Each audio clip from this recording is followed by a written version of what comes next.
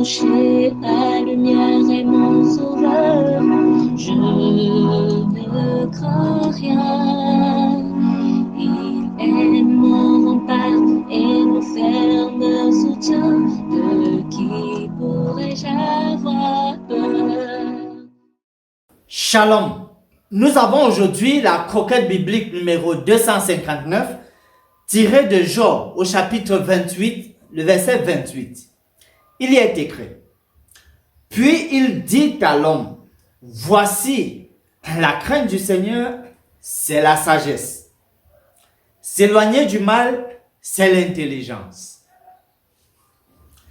Dans le précédent passage, nous avons vu, Job l'a dit, la source de la sagesse, c'est Dieu.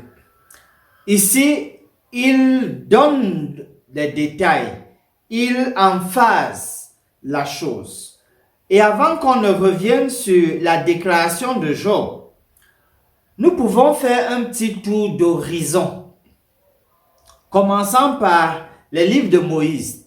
Deutéronome 4, verset 6, au tout début, vous les observerez et vous les mettrez en pratique, car ce sera là votre sagesse et votre intelligence aux yeux des peuples.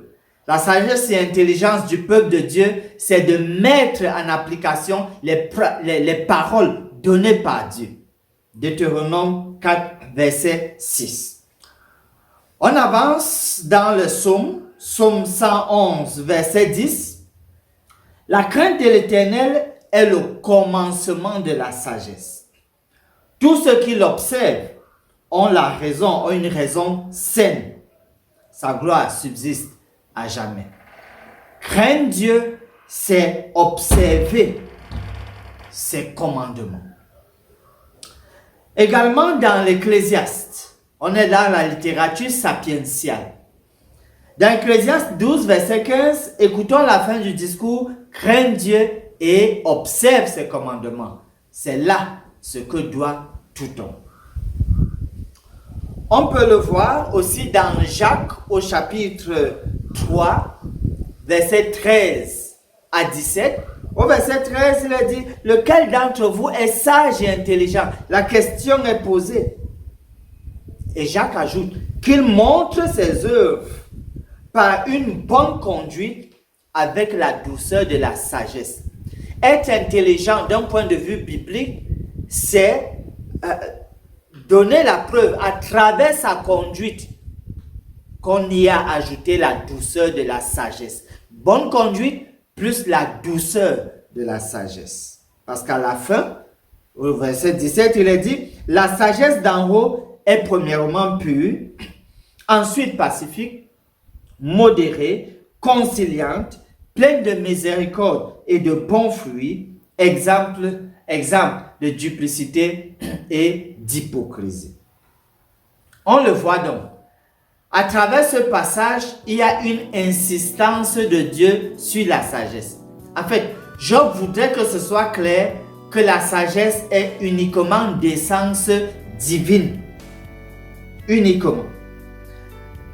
Si donc la sagesse est d'essence divine et que Dieu est celui qui donne la vie, on s'attend donc, et c'est ça qui est, que Dieu donne également des principes de vie sains, sages, qui donnent l'intelligence et qui permettent donc d'être en bonne santé.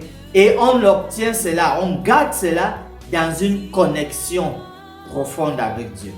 Pour résumer, plus on est connecté avec Dieu, plus on suit ses injonctions, ses instructions pour notre vie. Et suivre ses injonctions, c'est véritablement être sage. Ainsi, la promesse dans Proverbe 9, verset 10 nous dit: le commencement de la sagesse, c'est la crainte de l'Éternel, et la science des saints, c'est l'intelligence.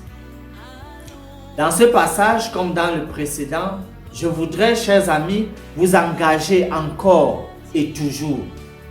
Être sage, c'est mettre en application les pratiques, les conseils du Seigneur.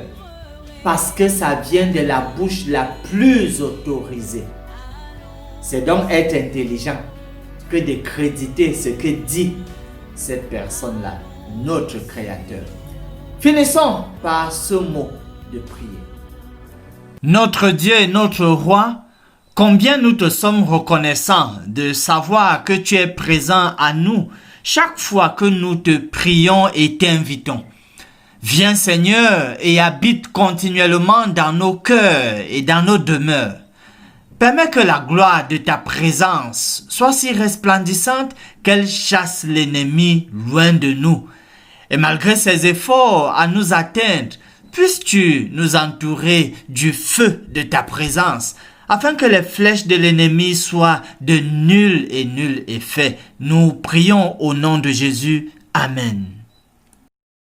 Mon âme espère en l'Éternel, mon âme espère en l'Éternel, qu'un chant s'élève au Dieu du ciel, qu'un chant s'élève au Dieu du ciel, mon âme espère en l'Éternel.